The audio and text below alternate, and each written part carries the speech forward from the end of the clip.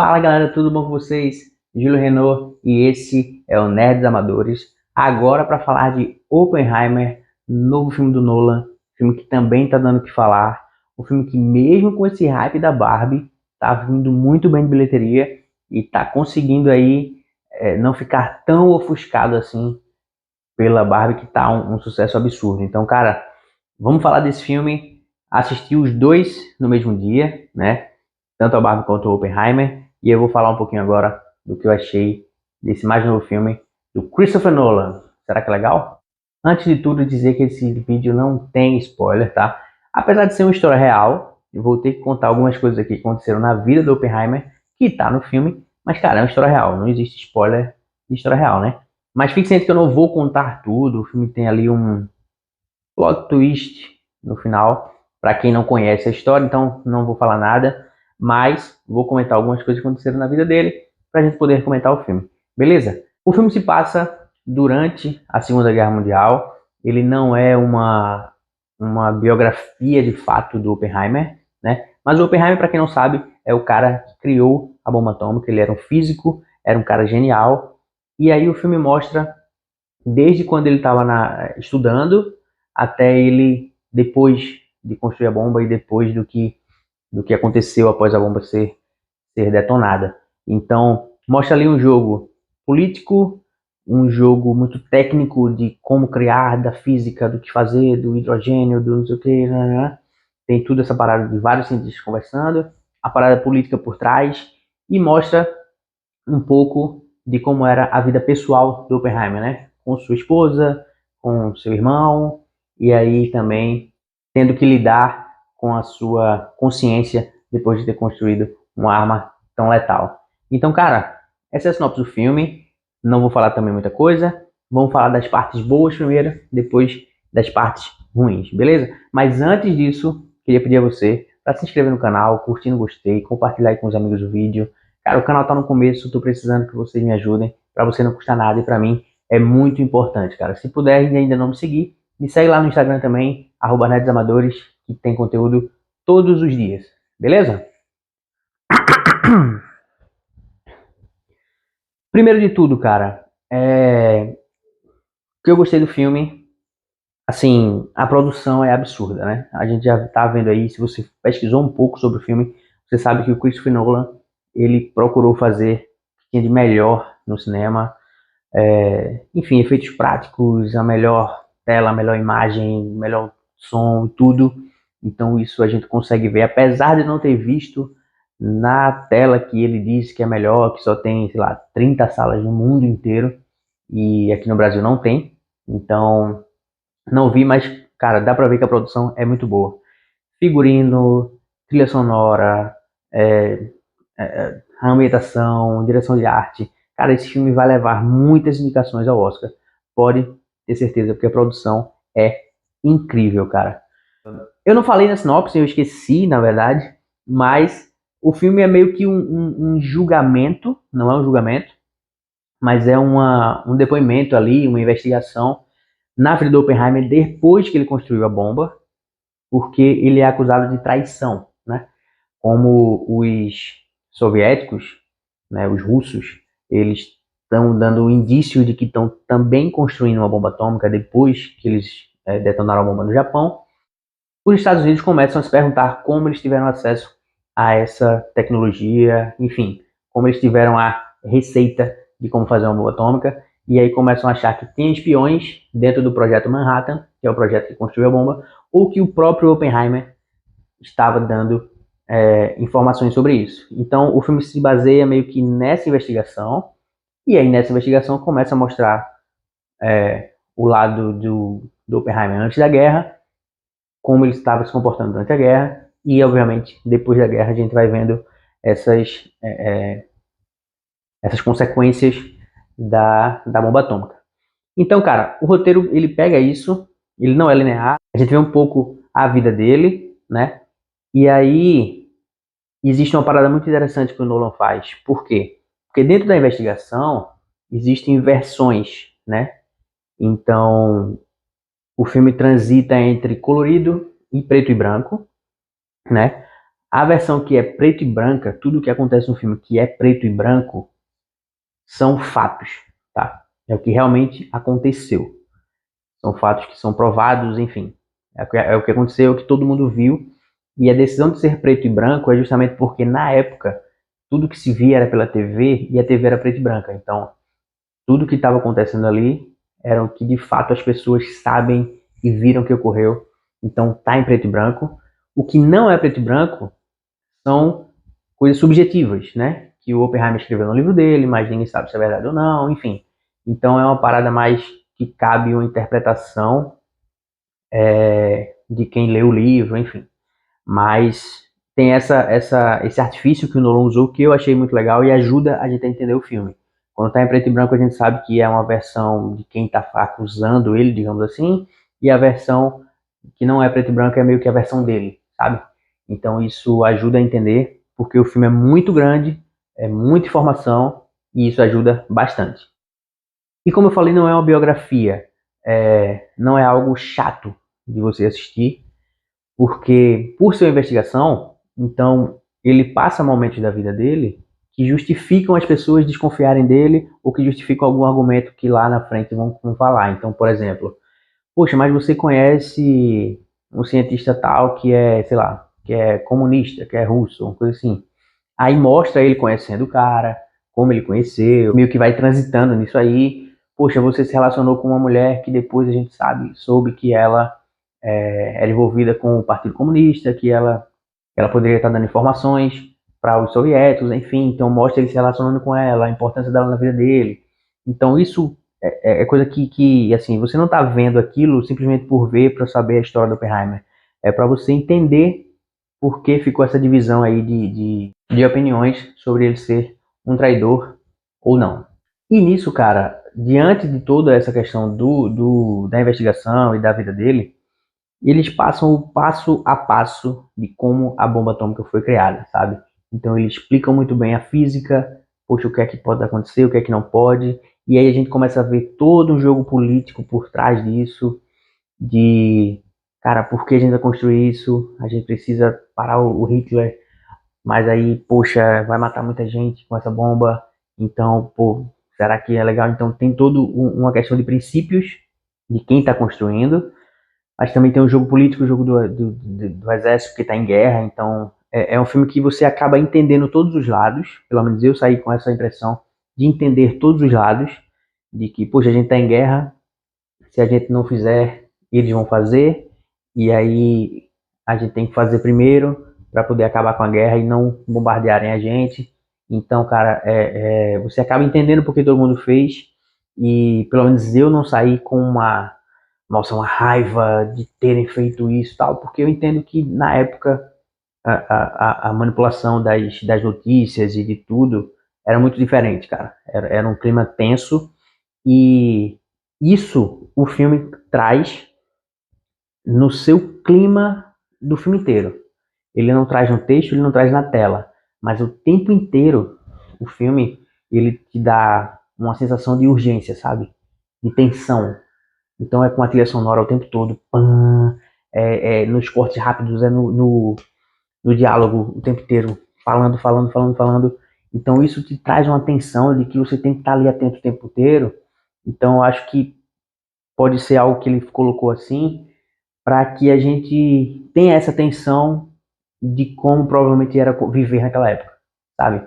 E você tá vendo nos Estados Unidos, está acontecendo uma guerra lá na Europa, mas tem, poxa, seu parente está na guerra, seu marido está na guerra, seu filho, ou uma tensão de, poxa, podem bombardear a minha cidade. Enfim, eu acho que o filme traz essa tensão o tempo inteiro e, e aí meio que tenta justificar, né, o porquê que foram criadas a bomba e quais são as atitudes deles. E para isso, cara, conta com um elenco maravilhoso, cara. Assim, foi muita surpresa para mim. Eu sabia que o elenco era muito bom, mas, cara, o Cillian Murphy, que faz o Oppenheimer, tá sensacional, porque não é um personagem. Parece um personagem simples, mas não é. O cara tem que ser um gênio, o cara tem que ser político, o cara tem que ser sociável, o cara tem que ser mulherengo, o cara, sabe, o cara tem várias camadas e de atuação que você vê cada uma delas e você consegue entender a personalidade que o filme quis trazer pro Oppenheimer. E, cara, as atuações também da Emily Blunt, da Florence Pugh, que aparecem pouco no filme, mas entregam, sabe? Entregam bastante. A Emily Blunt como a esposa do Oppenheimer, a Florence como o grande amor dele, meio que trata assim no filme, né? A mulher que ele amou e que não conseguiu dar certo.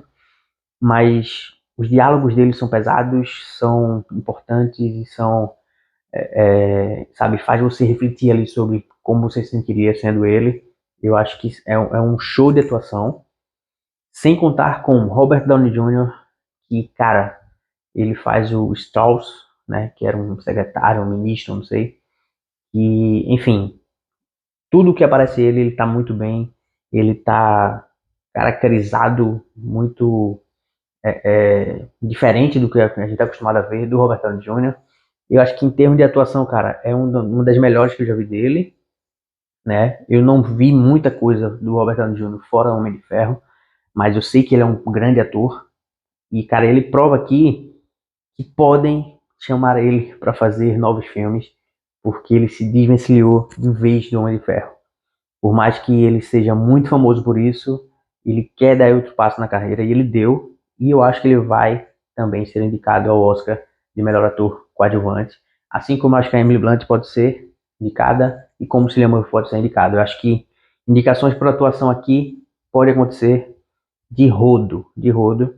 E, cara, vem muito filme por aí, vem filme de Scorsese, talvez alguns filmes sejam adiados, mas enfim, indicação do Robert Downey Jr., eu acho que é quase 100% garantida. Indicação, tá? Não tô falando de ganhar.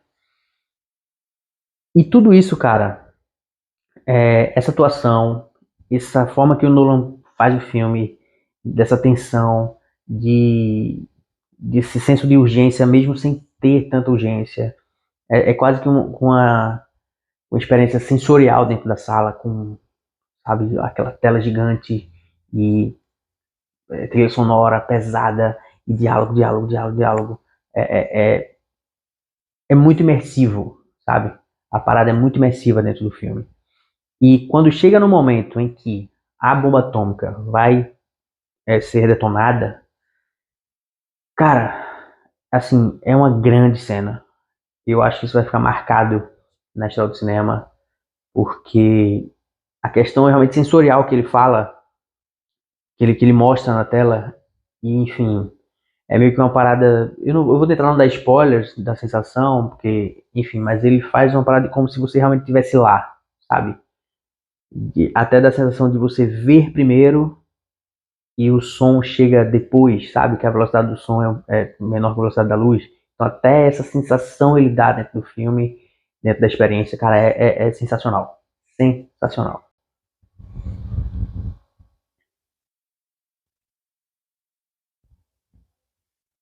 E ainda falando de elenco que eu não falei, falei dos principais, mas, cara, tem muita gente boa nesse filme que eu não sabia que tava. Do nada vai aparecendo papéis pequenos de pessoas que aparecem pouco tempo e são grandes atores, cara. Assim, eu não vou dizer porque pra mim foi legal ver a surpresa, cara, esse cara tá nesse filme, caramba. E assim, e todo mundo levando muito a sério, sabe, dando atuações e, cara, que elenco incrível, que coisa maravilhosa que o Nolan conseguiu fazer de dar esses easter eggs, entre aspas, de grandes atores aparecendo e fazendo papéis pequenos, aparecendo pouco tempo, mas todos eles com sua importância e com um grande talento acrescentado dentro do filme. Cara, falando de partes ruins agora, a única coisa que me incomodou no filme, realmente assim, e nem foi tanto, é porque o filme é muito denso, a história é muito complexa, a história tem dois lados, ou três, ou mais de um lado. A história tem primeiro, tem que entender a questão da investigação, por que estão investigando ele, estão acusando ele de traição, quem está com ele, quem não está. Como eu falei, o roteiro ele não é linear, então você tem que estar pegando ali as coisas. E, cara, eu achei que 3 horas disso cansou um pouco no terceiro ato, sabe?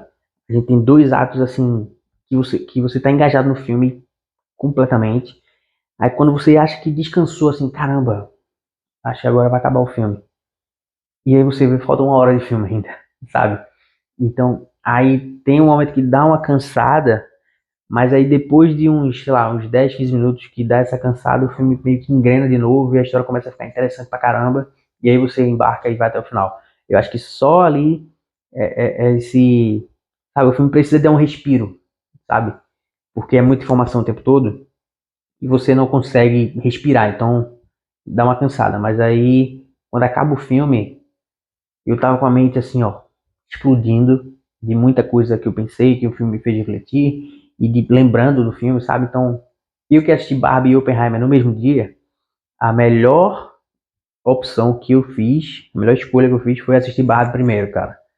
Porque depois de assistir Oppenheimer eu não ia conseguir assistir Barbie com a mesma, sabe, com a cabeça leve para poder entender o filme da Barbie e curtir. Não, a minha cabeça estava a mil depois do Oppenheimer. Então acho que isso é um defeito do filme, mas assim, é necessário para contar a história, mas ficou um pouco denso demais e um pouco cansativo ali da passagem do segundo para o terceiro ato. Com isso, cara, eu acho Oppenheimer uma obra-prima de 2023, tanto de produção quanto de trilha sonora, de design de som, enfim, todas as partes técnicas que eu não vou saber explicar aqui pra você, mas você vê que tá lá, não precisa ser especialista pra ver isso. Qualquer pessoa vai ver o filme e vai dizer, cara, isso é filme de Oscar. E a história é muito interessante. Segunda Guerra Mundial, eu sou muito fã de filmes de Segunda Guerra Mundial, porque eu acho que é uma parte da nossa história que foi muito sombria, foi muito pesada e tanto é que depois dela não tivemos mais nenhuma guerra mundial, né, em grande escala, porque realmente ela foi muito agressiva com a humanidade. Então eu acho que a gente vê obras que falam sobre isso e faz a gente repensar, né, a gente relembrar isso, para que isso não seja esquecido e a gente acabe tendo outra guerra novamente. Eu acho que são válidas. E principalmente a história do Oppenheimer, né? Um cara que ele teoricamente estava tentando salvar pessoas, mas ele criou uma arma onde o mundo mudou completamente depois que essa arma foi inventada. Hoje a guerra nuclear é um medo constante e todo mundo agora só é poderoso porque tem uma bomba dessa no seu país. Então, cara, para mim, 5 estrelas no Oppenheimer. Filme com tudo perfeito, produção, atuação, elenco, direção, enfim. Cinema puro, puro, puro. E uma dica, cara, assista no cinema, porque, como eu disse, é muita informação, são 3 horas. Se você for assistir em casa, você vai se distrair, você vai pegar o celular, você vai no banheiro, você vai na cozinha, vai fazer alguma coisa e a sua imersão não vai ser tão grande e a sua experiência vai ser diferente. E, se puder, não veja legendado, cara, porque cansa muito mais. Eu acho que eu fiquei 3 horas lendo. Como eu falei, não tem pausa, cara, é diálogo o tempo inteiro. Eu acho que eu li um livro de 300 páginas só vendo as legendas de Oppenheimer. Então, cara, se você não liga para ver dublado, eu aconselharia você ver o filme dublado. Você vai primeiro entender melhor e eu acho que vai se cansar menos. Então, cara, muito obrigado por estar aqui. Segue o canal, se inscreve no canal, segue o Instagram e muito obrigado mesmo. Vai no cinema assistir Oppenheimer, que é bom demais.